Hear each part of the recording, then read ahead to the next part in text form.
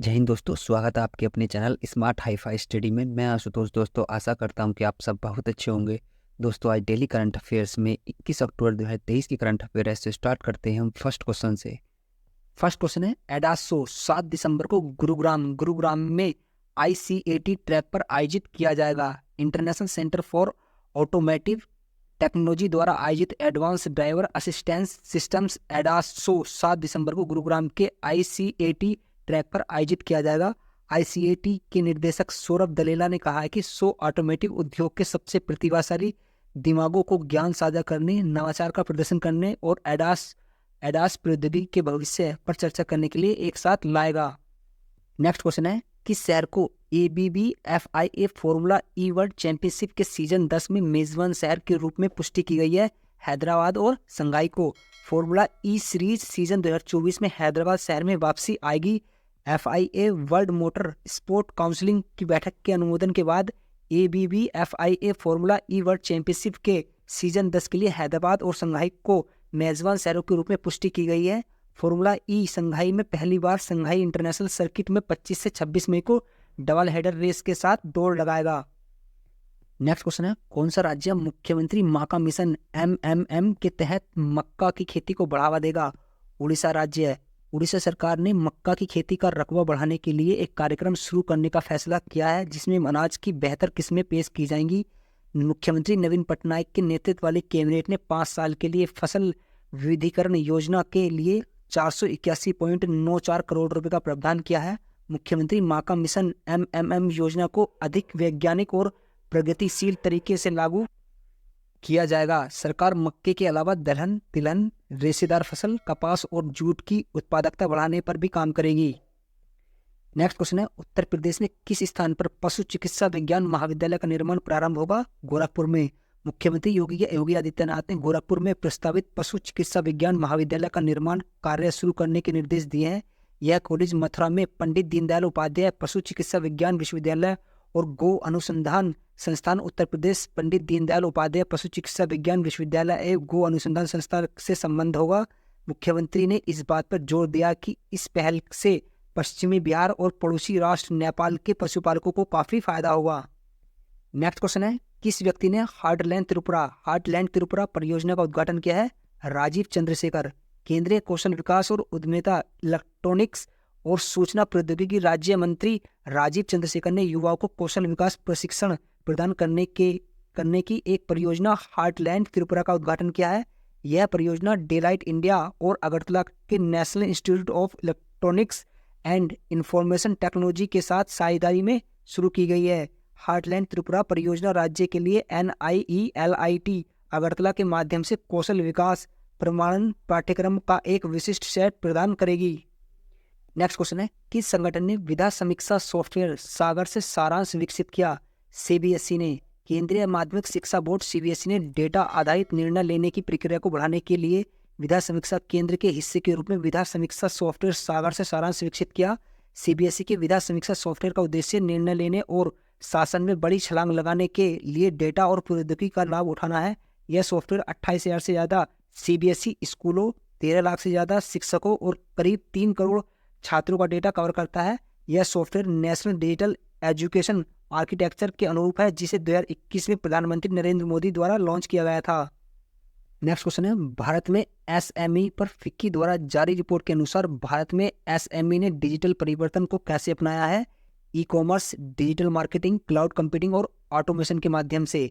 FICCI ने भारत में SME पर अपनी रिपोर्ट जारी की है। Federation of India chambers of commerce and industry ने नई दिल्ली में भारत में लघु मध्यम उद्यमों पर अपनी रिपोर्ट जारी की है। रिपोर्ट में e-commerce platform, digital marketing, cloud computing और ऑटोमेशन टूल के उपयोग के माध्यम से प्रौद्योगिकी को अपनाने में वृद्धि बताई है।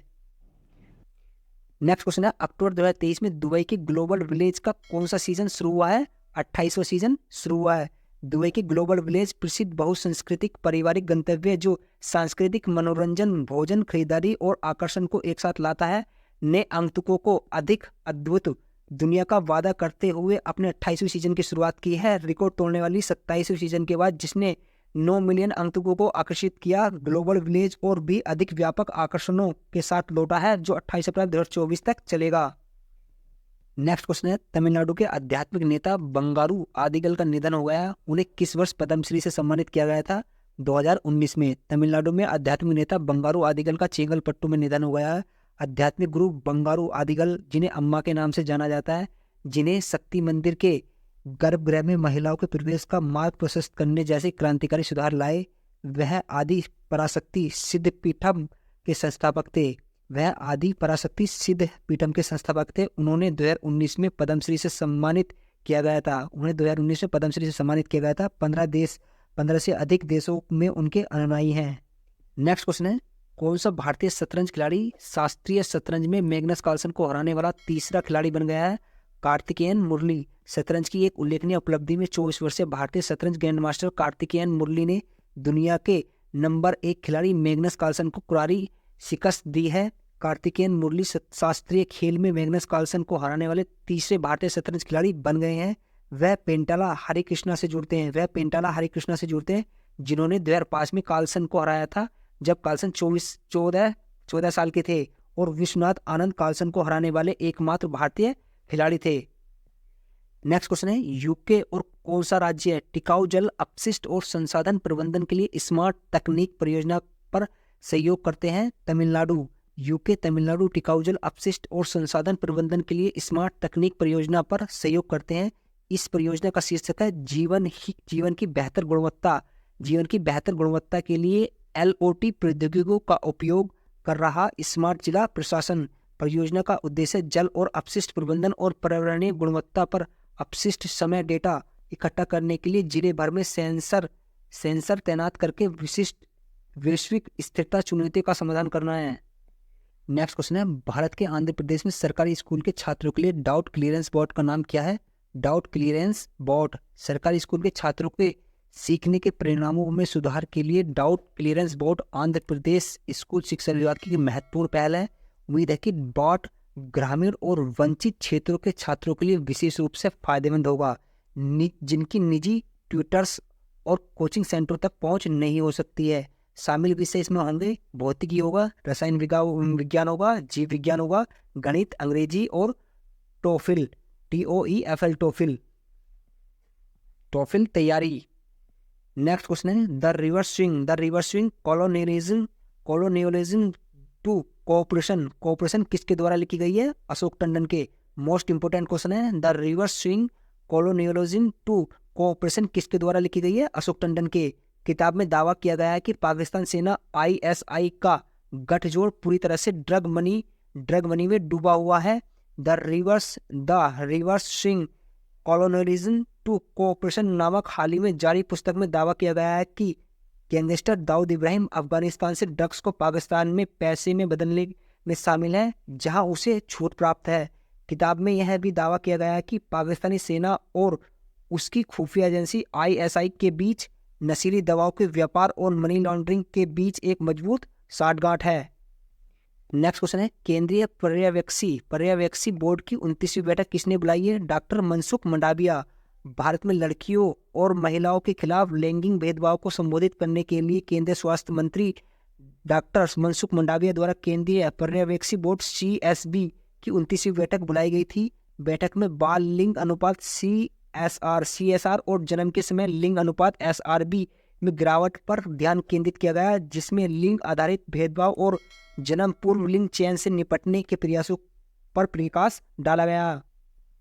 नेक्स्ट क्वेश्चन है, national cooperative consumers federation of India limited वर्ष 2027-28 तक 50,000 करोड़ रुपए का कारोबार हासिल करके आत्मनिर्भर बन गया है।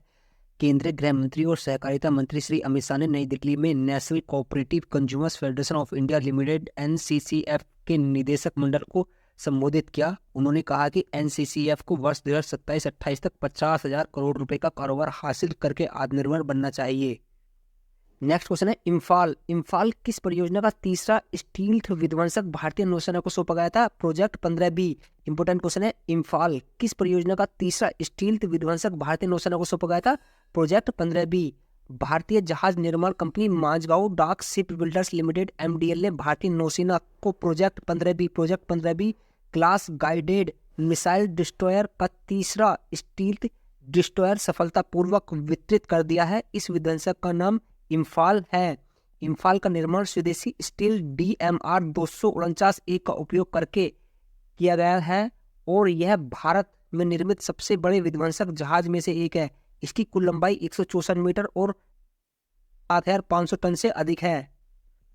नेक्स्ट क्वेश्चन है 75वें फ्रैंकफर्ट पुस्तक मेले में भारत राष्ट्रीय स्टैंड का उद्घाटन किसके द्वारा किया गया? विनोद कुमार के। सूचना और प्रसारण मंत्रालय का प्रकाशन विभाग भारत राष्ट्रीय स्टैंड के हिस्से के रूप में 75वें फ्रैंकफर्ट पुस्तक मेले में भाग ले रहे हैं। प्रकाशन विभाग के स्टॉल के साथ साथ इंडियन नेशनल स्टैंड का उद्घाटन 18 अक्टूबर को भारतीय वाणिज्य दूतावास फ्रैंकफर्ट में वाणिज्य दूतावास विनोद कुमार द्वारा किया गया था।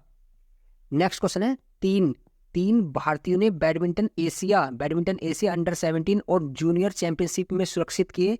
3 भारतीय शटलर शुक्रवार को बैडमिंटन एशिया अंडर 17 और अंडर 15 जूनियर चैंपियनशिप के सेमीफाइनल में पहुंच गए और अपना पदक पक्का कर लिया। लड़कों के 15 एकल वर्ग में जगसेर सिंह खुंगरा ने चीन के MA चू जुआन को हराया। बोर्निल आकाश चांगमाई कोरिया के पार्क जंग बिन के खिलाफ करीबी मुकाबले में जीत हासिल की। तन्वी शर्मा ने लड़कियों के अंडर 17 एकल क्वार्टर फाइनल मैच में चीनी ताइपे की लियो जुइची से जीत दर्ज करने के लिए पहले गेम की हार पर काबू पाया। नेक्स्ट क्वेश्चन है प्रधानमंत्री नरेंद्र मोदी औपचारिक रूप से बेंगलोर मेट्रो की पर्पल लाइन परिचालन का शुभारंभ किया। प्रधानमंत्री नरेंद्र मोदी ने शुक्रवार 20 अक्टूबर 2023 को बेंगलोर मेट्रो के पर्पल लाइन का उद्घाटन किया। पर्पल लाइन का संचालन 9 अक्टूबर को बिना किसी धूमधाम या उद्घाटन कार्यक्रम के शुरू हुआ। पर्पल लाइन के 2 लंबित खंड हैं, बेयप्पन हल्ली KR पुरम और केंगरी चेलघट्टा, जिसका उद्घाटन PM मोदी ने किया। पर्पल लाइन परिचालन के साथ बेंगलुरु के IT हब से कनेक्टिविटी बढ़ गई है और 2 मेट्रो खंड बेंगलुरु के लोगों को एक तेज यात्रा अनुभव प्रदान करेगा। नेक्स्ट क्वेश्चन है धोर्डो गांव को UNWTO द्वारा सर्वश्रेष्ठ पर्यटन गांव के रूप में सम्मानित किया गया। यह गुजरात के किस जिले में स्थित है? कच्छ जिले में। भारत के प्रधानमंत्री श्री नरेंद्र मोदी ने संयुक्त राष्ट्र विश्व पर्यटन संगठन UNWTO द्वारा सर्वश्रेष्ठ पर्यटन गांव के रूप में सम्मानित किए जाने पर गुजरात के कच्छ जिले में धोर्डो गांव की सराहना की। उन्होंने धोर्डो के उज्जवल भविष्य की कामना की और 2009 और 2015 में गांव की अपनी यात्रा की कुछ तस्वीरें साझा की। उन्होंने अपनी समृद्ध संस्कृति, विरासत और प्राकृतिक सुंदरता के लिए माने जाने वाले धोर्डो के बारे में अपना उत्साह व्यक्त करते हुए ट्विटर पर पोस्ट किए। तो दोस्तों 21 अक्टूबर की करंट अफेयर को यहीं फिनिश करते हैं। Thank you so much for watching this video and video को ज़्यादा से ज़्यादा शेयर कीजिए एंड लाइक कीजिए। अगर वीडियो आपको पसंद आई तो चैनल को सब्सक्राइब कीजिए। Thank you so much.